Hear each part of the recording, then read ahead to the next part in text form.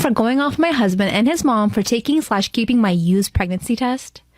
Ew, what the F? I, female 24, found out I was pregnant very recently. My husband, male 34, and his family are beyond happy and excited. From what I heard, my husband was married 2 times before but couldn't have kids for 10 years. This is obviously a huge deal for his family because his mom will be a first-time grandma with this baby. They threw a celebration dinner for us, and as his mom and I were talking about the baby, she told me about how she already started making memories and started having keepsakes for her grandbaby. I felt a bit confused and asked if my husband bought something for the baby and gave it to her. She said no, but he did bring her my used pregnancy test and gave it to her to store as a memory. Wait, this is weird. I did it again. Hold on. She said no, but he did bring her my used pregnancy test and gave it to her to store as a memory of the news of her grandbaby's existence. I was floored. I looked at my husband like, did you really do that? And he nodded while smiling. Not gonna lie, I felt creeped out, disgusted, and very uncomfortable. After the initial shock, I just went off on both of them, calling what they did creepy and disgusting and highly violating. My husband argued that it was not a huge deal, and he just grabbed the test once I got rid of it and put it in a plastic bag and gifted it to his mom as a keepsake. I told him it made me feel violated and creeped out because that test had my literal pee on it. His mom then said something about taking care of the smell, and I lashed out even more and demanded to get rid of it, but they kept arguing, calling me controlling. You know, shocker, another keepsake, you can get her an ultrasound test and give one to her, say, here, this is for you. You don't gotta keep her pee stick. Brother-in-law asked me to calm down, but I decided to just grab my stuff and go home. My husband started arguing about how this is all just an overreaction and said that I ruined his and his family's joy by how I behaved after finding out about the pregnancy test. He said for him and his mom, it's all about the baby, but I somehow made this whole thing about me and hurt their feelings in the process. But that was my literal pee on that test, and I just couldn't help but flip out even if it ruined their joy for the news. So did I overreact? The top comment says, I think I see why at 34 you're his third wife. Story time about how I got my sister's boyfriend to fall in love with me, and I do not regret it. Disclaimers not my story time. Send me on Instagram. My sister and I have always been rivals since we were kids. I'm 22 and she's 24. We were always super close in age, which means we competed for everything, including our parents' attention, clothes and makeup, and somehow we always ended up liking the same boys. When I turned 16, she was going away for college, and I actually started to appreciate her a lot more. We started calling each other every single day, and I realized that I really miss my sister. We actually got closer living further away than together. My parents were also really happy with this because her and I would not get along when she lived at home. One weekend I decided to go stay with her on her campus, and that's when things got interesting. My sister was living it up. She was partying all the time. I told her that I didn't really like that she was partying so much. I told her that I didn't feel comfortable with her passing out at random guys' places. She told me that I was overreacting and not to tell my parents. But I got home and told my parents everything. This is when our relationship became bad once again. After this, my sister didn't trust me, and basically she became my enemy. She started criticizing everything about me, the clothes that I'd wear, so I had to distance myself from her. My parents wanted her to move back in with us because she wasn't doing well in school. She was clearly partying instead of studying. Of course, my sister refused to move back home, so my parents basically cut her off. I got a new boyfriend at this time, and my sister would flirt with him anytime she came home. I even caught them hugging one time. Part 2 is story time about how I stole my sister's boyfriend and don't regret it. Disclaimers not my story time. Send me on Instagram. When I walked in on my boyfriend and my sister hugging, I knew I had to do something. I went straight to my parents and told them what she was doing. My dad pulled her into her room and talked to her, but she totally denied everything. She said that she was not flirting with my boyfriend, but we all knew that was a lie. Even my boyfriend was honest with me and told me that she had been flirting with him openly. That's when my boyfriend told me he didn't even want to come over to our house because my sister made him that uncomfortable. And when I told my parents this, they felt so embarrassed. They called my boyfriend and personally apologized to him. He was actually so sweet though. He would come visit me to my house and we would just chill out in his car while my sister was inside watching us through the window. Yeah, she was crazy. He and I eventually broke up because he went off to live in another country. And guess what? My sister said that she knew he never loved me and that's why he left me. She was being so mean at the time. A few years later, she started dating someone. Of course, at the time, it never occurred to me to even flirt with him or act the way that she did with my boyfriend. You see, I'm above all that. But as soon as I got a new boyfriend, she would start flirting with him. And she had no shame about it. This became a running problem in my family. My parents would ask her to leave me alone and my boyfriends, and she would say that she did. But no, she didn't. Oh yeah, and her boyfriend broke up with her because he noticed that she would flirt with a lot of guys. Apparently, she did it even in front of him. So when she finally got a new boyfriend, I decided that I was gonna do the same thing to her. I started flirting with her boyfriend a little. Not a lot, but I definitely made sure to tell him I thought he was attractive. After a few weeks, he started saying things back to me, and I knew that it was working. I never did it in front of my sisters and my parents because I didn't want them to get mad at me. So instead, I got her boyfriend to basically fall in love with me. I already knew everything about him because my sister would tell me, so I just started telling him I liked the same things he did. It got to the point where one day he kissed me and I didn't tell my parents. I made sure to get his hopes up. Part 3 is up. Once I got my sister's boyfriend to fall in love with me, her life turned to misery. No, I didn't regret it. Disclaimer, is not my story time. Was sending me on Instagram. One day I went up to my sister and told her that her boyfriend had kissed me. First she thought I was making it up to make her jealous. Told me I could never compete with her and that she was the more beautiful sister out of the two of us. Which is wrong. So I handed her my phone so that she could see all the messages that her boyfriend and I had been sending each other. And that's when she lost it. She started wailing on me. She started slapping and kicking me. My parents ran into her room and asked her what was wrong. I told my parents that I treated my sister the way she treated me. She would always go after my boyfriends, flirt with them, and try to get them to break up with me. Of course, my parents didn't agree with me, so they were really angry. They separated us, but my sister went crazy. She called her boyfriend and told him to come over. Obviously, he didn't know that she already knew at the time. And when he came over, she started beating him up. He grabbed a pan from the kitchen and started swinging at him. She actually ended up giving him a concussion. After that, she begged for his forgiveness, but he still broke up with her. At the end of the day, he ended up leaving her. She was so stupid for begging him to stay with her. Her boyfriend even asked me if we could be together, and I told him no. I told him that the whole time I had just been playing him just to get back at my sister, which I know is so cruel, but he deserved it. After that, my sister and I decided to make peace. She told me that she wouldn't mess with my boyfriends anymore and that she would stop being evil. But after a month of having my new boyfriend, I found her flirting with him too. I told her if she didn't stop that I would make her life miserable once again. I'm pretty sure she has a boyfriend, but she doesn't want to tell my family. Cause she knows that I'll go after him and I would probably end up making him fall in love with me too. But at this point, I just don't know what to do. What should I do? She's so evil and I want to make her life miserable by... Am I wrong for sending the police to my stepsister's wedding? I, 32 female, lost my mom when I was 23.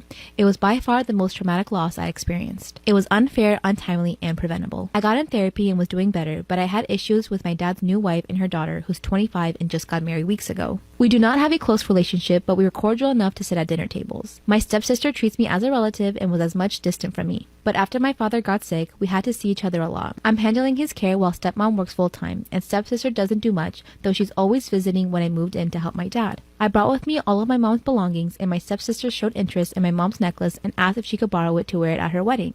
I refused, and she tried every method to convince me, and I had to put it in a place where I thought it'd be safe after my stepmother got involved. As the wedding approached, they both kept convincing me to let my stepsister have it. She bragged about affording a better one, but it was a matter of showing who's in control. I stood my ground and told them how serious I was, so they backed off.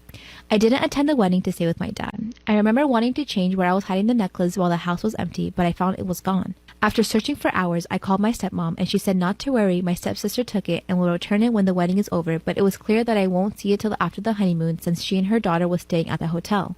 I screamed at her to return it, but she argued about not wanting to leave the guests and the wedding already started. I told her I'd get it myself, but she forbid me from coming, saying she'd have to keep me out from wanting to make a scene. I called the police and explained to them what was happening. I informed them my stepsister intended to leave for her honeymoon with my property. The police were sent to where the wedding was being held, and they were able to retrieve the necklace from my stepsister. My stepmom returned home and kept shouting at me, calling me petty and crazy, to send the police to my stepsister's wedding, ruining it and humiliating them over a piece of jewelry. She was screaming at my sick dad, telling him to handle me after the stunt that I pulled at the wedding.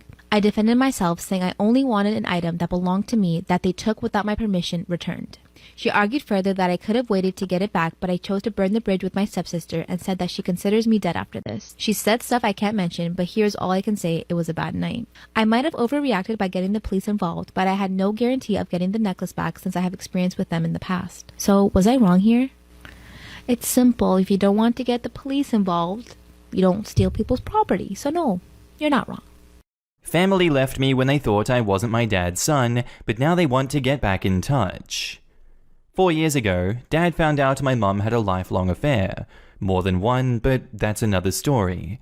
He knew about a couple of affairs she had in the past and forgave her, hanging in there for the kids, moving on, yada yada. But at that time, 4 years ago, he found out me and my 2 siblings might not be his kids, considering time of affair. This was the first time we all heard of mums. Well, everything, really. There was a whole DNA thing, and it turned out my siblings were my dad's, and I was not.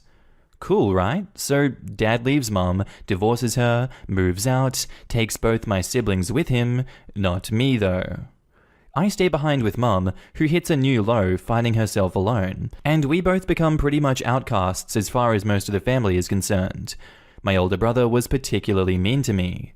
We were really tight before, and the crap he did to me, I swear, had I been bigger at the time, I would have punched him hard, more than once. I don't want to get into details because I can't, since I could be recognized, but stuff happened, and I got DNA again, and as it turns the F out, DNA number 1 was messed up, and I am my dad's kid. Now, I don't need legal advice on this. Grandpa is the man, always had my back, we got a lawyer, and are looking to settle. But Dad wants back in my life. Brother is calling and wanting to meet up and talk crap. I don't effing want to. I want these people out of my life. Mum already forgave everyone. She's going on a date with my dad, and I feel sick, but not my business, right? I wish them both good luck, but I want none of it. Only, nobody leaves me be. I keep hearing that they have family, and I ought to hear them out and give them a chance or I'll regret it later, and that the only reason I won't talk to them is because I'm a teen and stupid or some other shitty explanation. So, give me some perspective here, please. Do I sound unreasonable when I say, thanks, but F no, thanks? And now in the comments, I don't effing want to. So don't. You are under no obligation to anyone. If you want to be no part or a distant part of their lives, that is your choice. Yep, OP's father is his father, but he already made it clear he has no desire to be a dad. Exactly. I was raised as a baby by my half-sister's vile and abusive paternal family. They made sure to treat me like crap before I could even read, let alone defend myself. Tell me why they asked to be in my life as an adult? Your family is just like mine, showed their true colors. If you decide to not have them in your life, no one could blame you. Your self-care comes first, always. Put them on blast. They abandoned you. Your brother doesn't get a second chance because he only saw you as a brother if blood was involved. Your dad is even worse and extremely childish.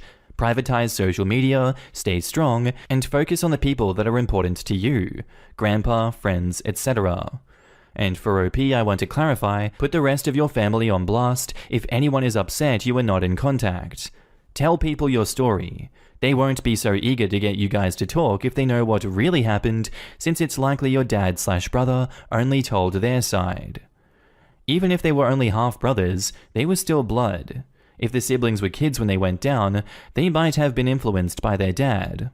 As for dad, though, it takes a really shitty person to abandon a child you've been a father to for 14 years. OP didn't really tell the whole story, but it sounds like his brother is a real piece of work, and I wouldn't want to engage with someone like that, especially not at 18, and right after this bomb dropped about his paternity. They clearly feel guilty, and this is just to absolve them. Yeah, I don't really understand. If they literally grew up together, they are brothers. Why would you act rudely and hateful towards someone that has no control over something? Maybe the father has something to do with it. And OP says, I would love an answer to this. After 4 years, my best guess is that he blames me for breaking up our family.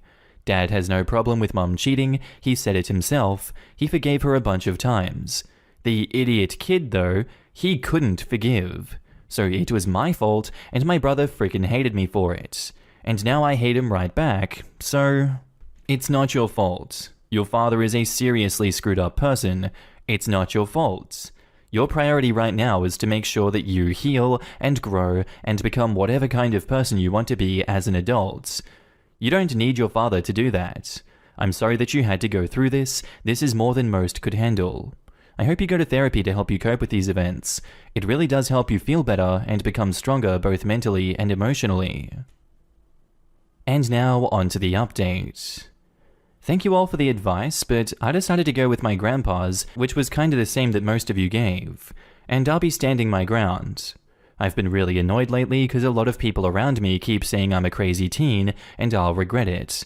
But Grandpa made a point that I need to stop trying to decide how I'll feel in the future, because truth is, you can never know.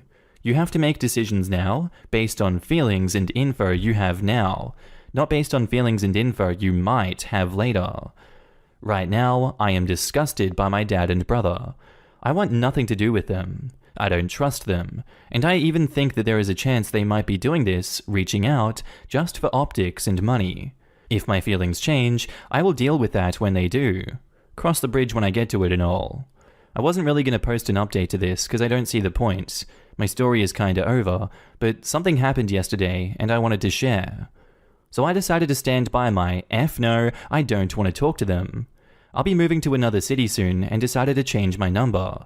Grandpa is the only one who will be having the new one, and I asked him not to share, and I know he won't.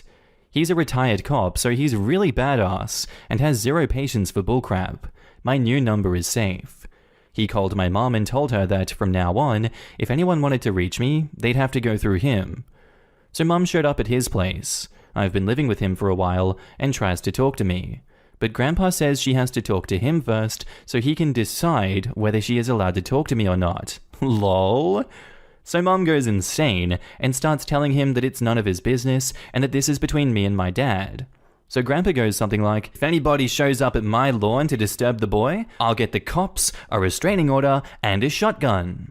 It goes on for a while until Mom says I'm not the only family that Grandpa has, and that by doing this, Grandpa is pushing everyone away and splitting the family. He has other grandchildren, why is he picking just the one, and so on. So Grandpa frickin' laughs and tells her that through no fault of his, this family blew up long ago, and everyone just grabbed a piece of what was left and ran for it. He looks at me and says I'm his piece, so he is not letting go, and screw it. I was feeling like laughing up to this point because Mum was going crazy and all, but when he frickin' said that, I broke. Mum left after a while, and I just hugged my old man like life depended on it, and he just said something like, enough now. No need for that. I'm your family. Family doesn't leave. You remember that when you have one of your own, and I frickin' will.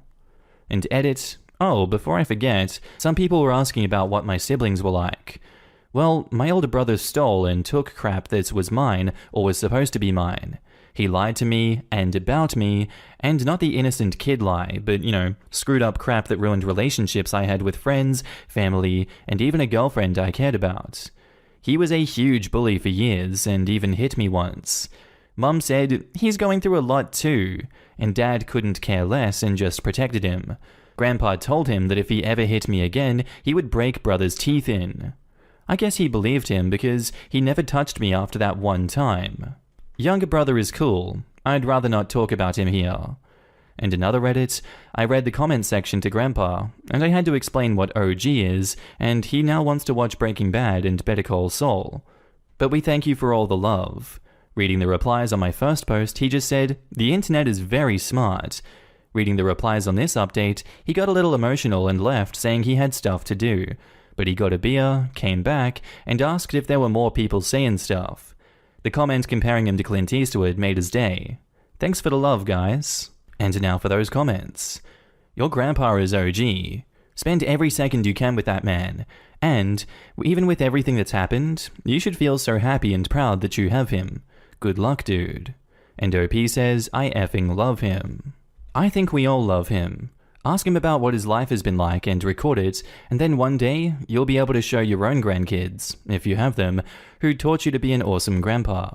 Ask him all kinds of things, what he thinks is the best thing he ever did, what he thought when X happened, etc., etc.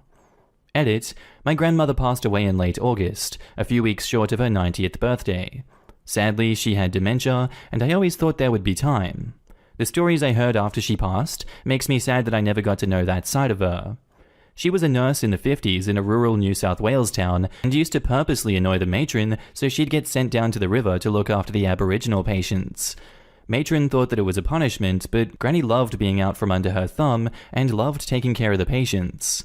Even years later, she still loved Aboriginal art. I'd love to know what her memories of her own grandmother were. Isabella Emma was the postmistress and had a nice splashy divorce, but remained a respected member of society.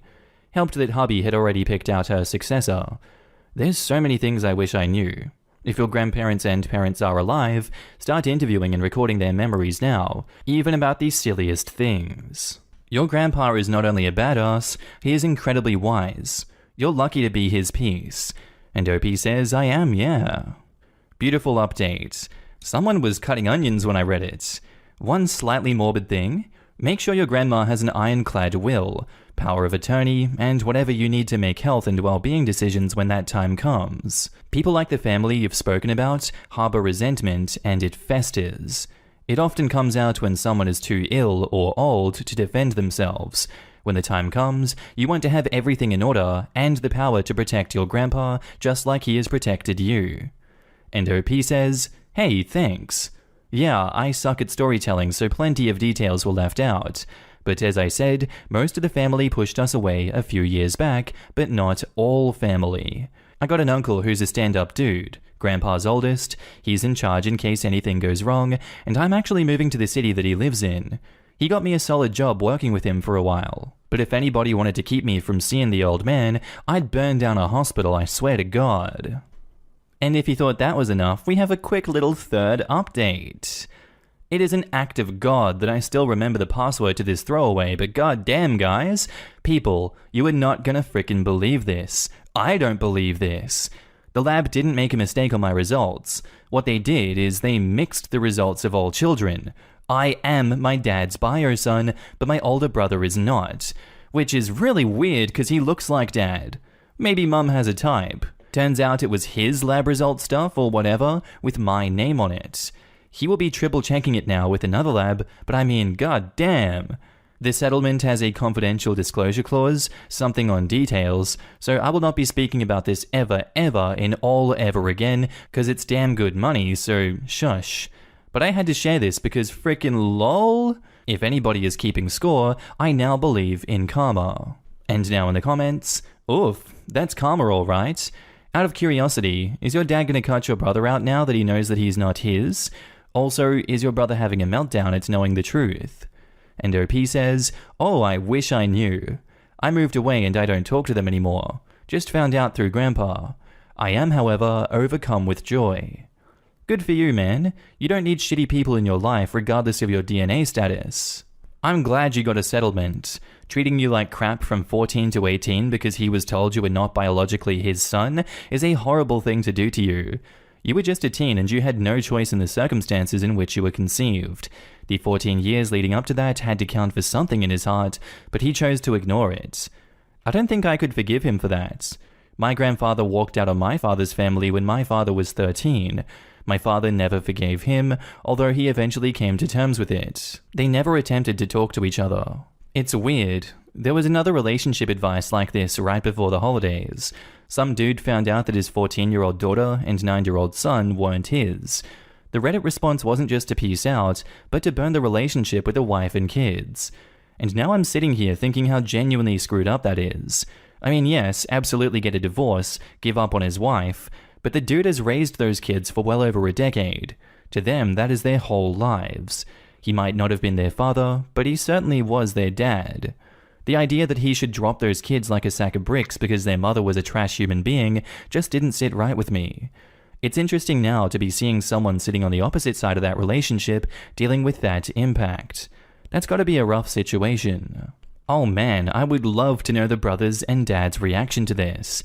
Reasonable me wants them to learn their lesson, petty me wants them miserable.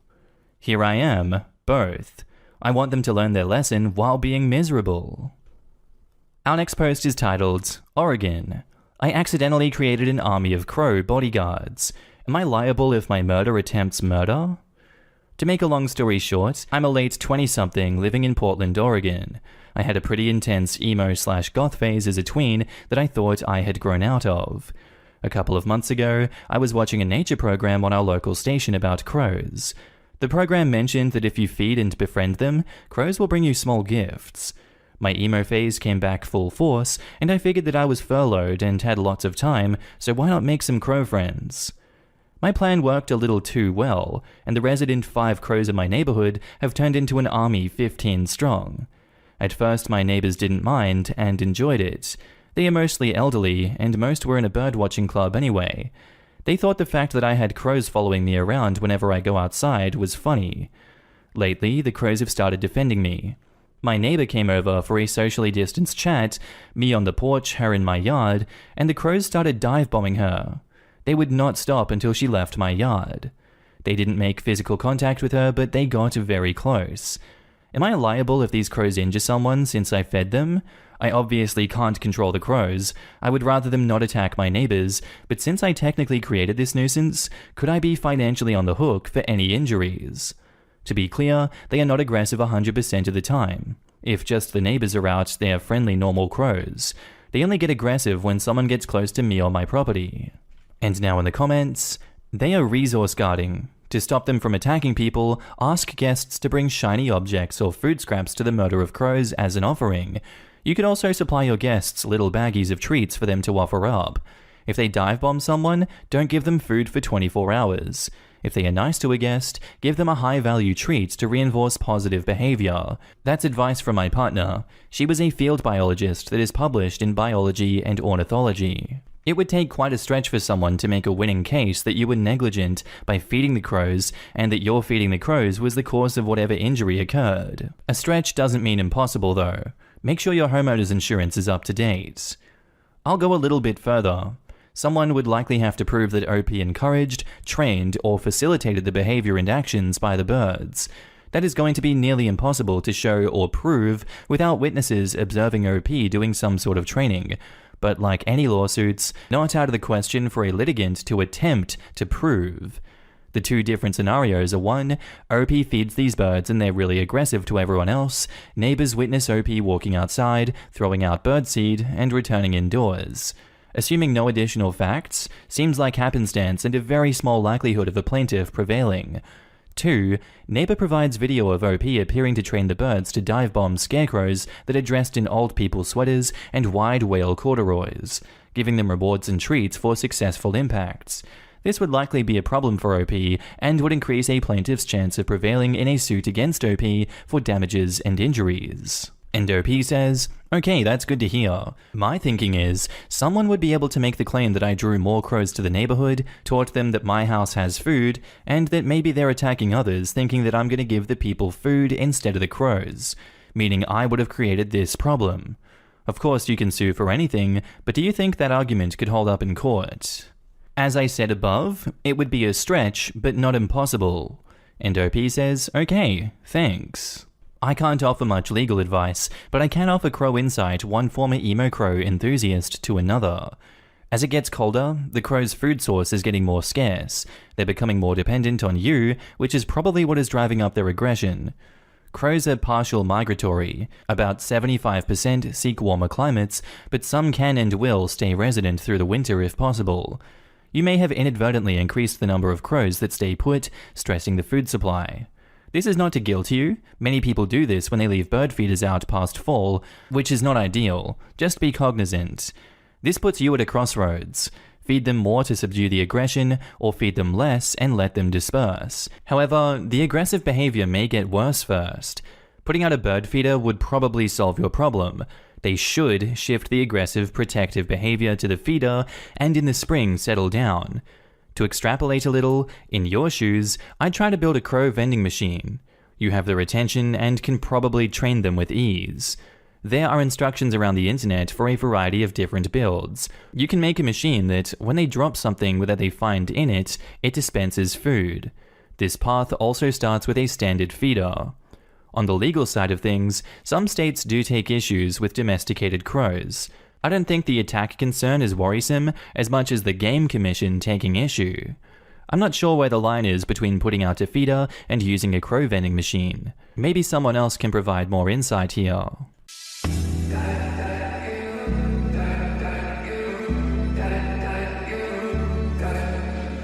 You've got the most beautiful diamond. You've got the most beautiful diamond's eyes I've ever seen in my whole life. The skyline is jealous, I'm looking at you, how you shine.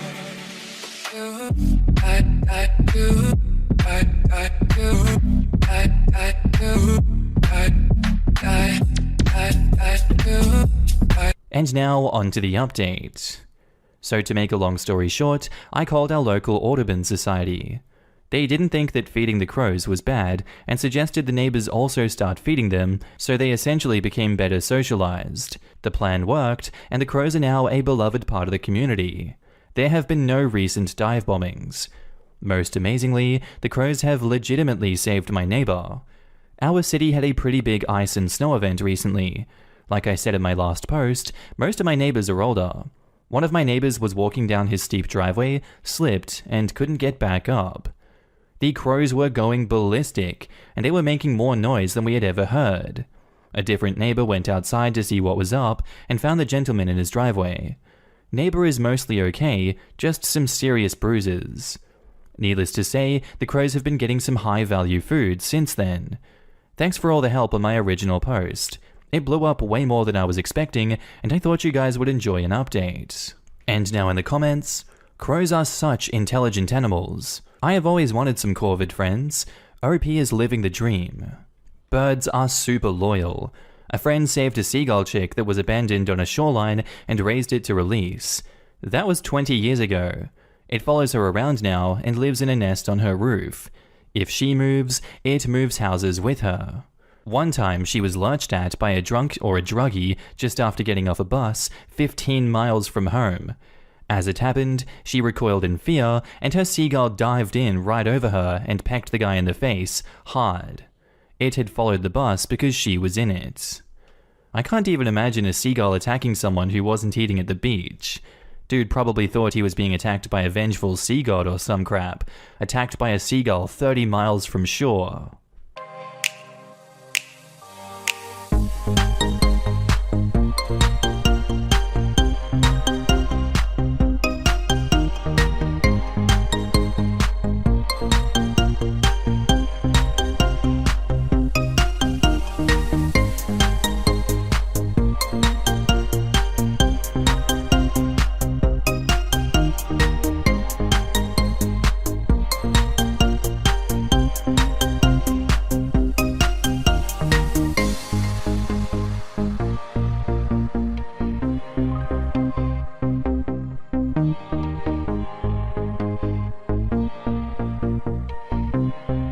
My husband drained our accounts and wants to kick the kids and I out of the house in a week. So hi, they told me in r/relationships that this is illegal and that you guys would have advice. We're in Ohio, I need a divorce lawyer. On Wednesday, I bought him an effing Christmas present. On Thursday, I found out he gave me an STI. On Friday, he admitted he had been cheating. Yesterday, he drained our accounts. He says that I need to be out of the house by Christmas Eve. We have 4 kids, 8, 6, 5, and 2. I haven't worked since the oldest was born.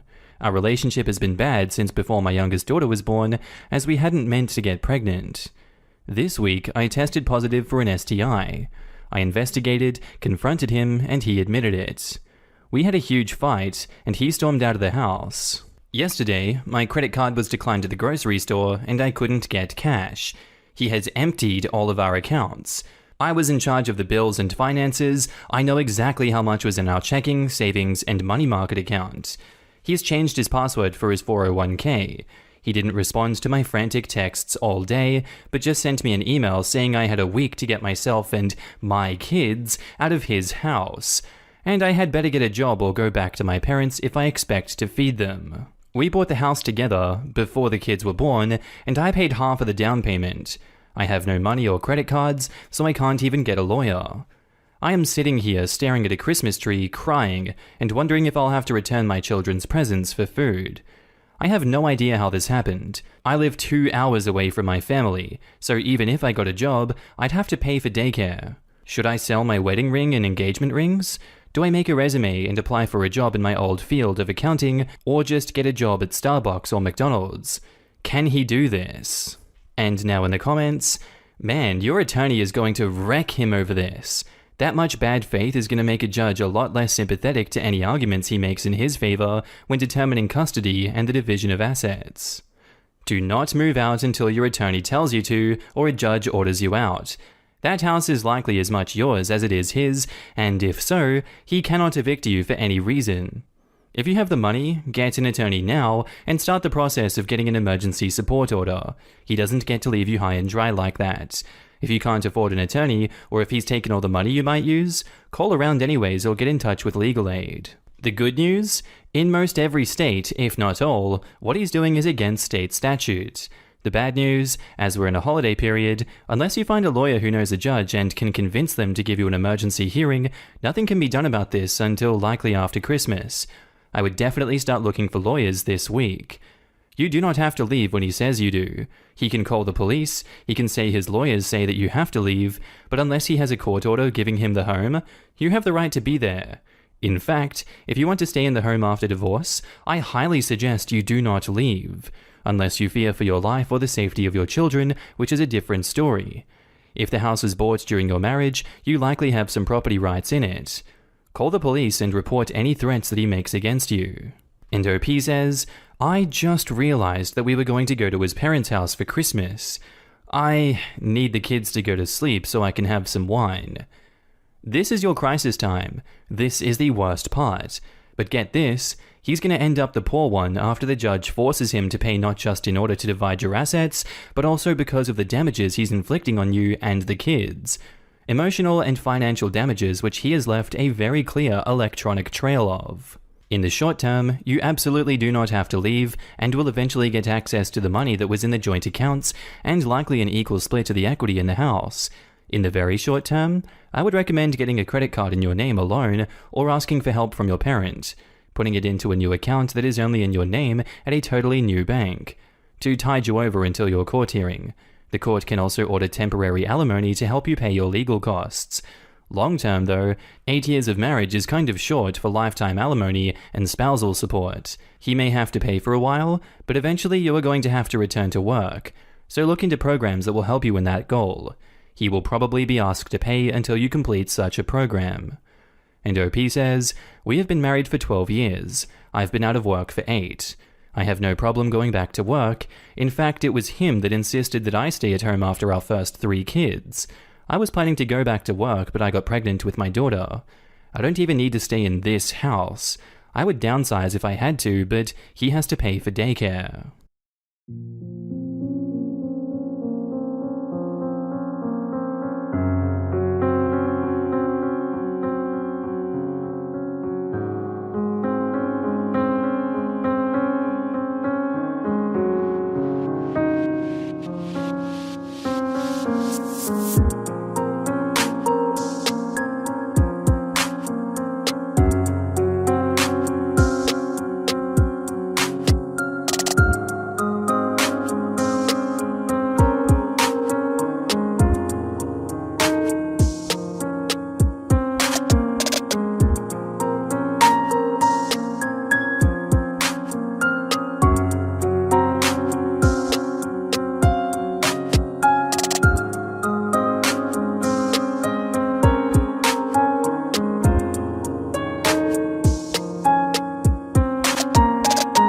And now onto the update.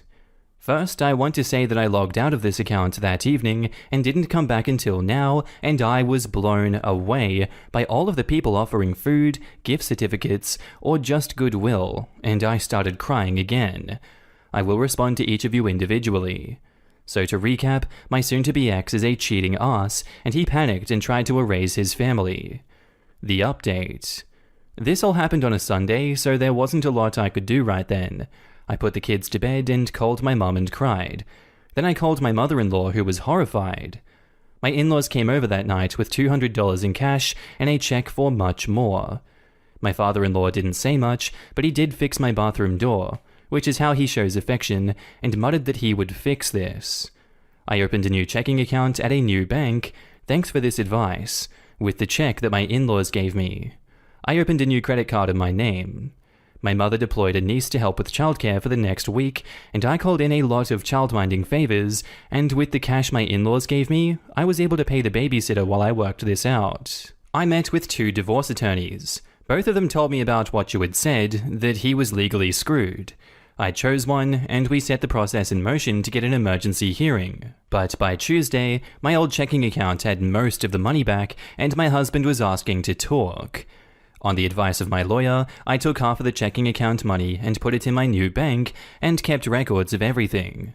I pulled our credit reports. He has over $40,000 in credit card debt. I also found out that he received a raise last year and funneled this money out of our shared accounts. I would have figured this out when I did our taxes, and this led to him panicking and trying to erase us. Keep in mind, this asshole gave me gonorrhea. I am an accountant by trade, and I'm afraid of credit card debt the way some girls are afraid of spiders, so I was horrified about this. But my lawyer thinks it is likely that he'll have to have this debt on his own, as my name isn't on it, and it seems that most of it was spent on his side piece. We have started mediation, which he agreed to when he realized that he would need to pay for both of our divorce attorneys. My goal, which my lawyer thinks is reasonable, is to ask for alimony until I either remarry, which is not likely, or my 2-year-old is in school full-time, and to have a reasonable amount of child support until she is 18, and then we'll split college costs for all of them.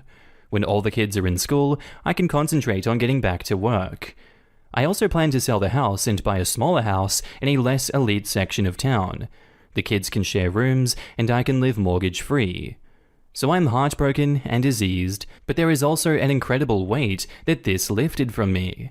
Our marriage had been bad for so long, and I didn't even realize how unhappy I was, and how absent my husband was. It took my 5-year-old almost a week to realize that Daddy was gone. Everything is looking up. And now in the comments, so glad the husband is getting screwed, the dirty sod. What good in-laws OP has and all her family rallying around her. Shows how much of a piece of crap the husband is that even his parents show up to support his soon-to-be ex. You know you done screwed up when your ex wins your parents in the divorce. It's like the time a dude that I've been dating dumped me in a way so douchey that I ended up with custody of his friend group. One guy messaged me to ask what the hell happened, so I told him, and all the friends ended up deciding they liked me better anyway. Jesus, I'm hopping mad for OP, and I don't even know her. I hope she and her kids do well, and I hope her cheating ex's dick falls off. I love the way that moron totally screwed himself. Hope things go up for OP from here. OP's soon-to-be ex is probably certainly tarnished the way his parents view him permanently. I can't imagine the feeling of finding out your son is not only a cheating piece of crap, but would do that to their own grandchildren. That is close to, if not, completely unforgivable to me. You don't F over your kids like that. What a garbage person. Men like this basically want a do-over. They leave their wives and children, take their money, and their ideal is that their families spontaneously disappear so they can continue on with their life with no baggage or reminders. They are psychopaths. I see you know my bio, Dad.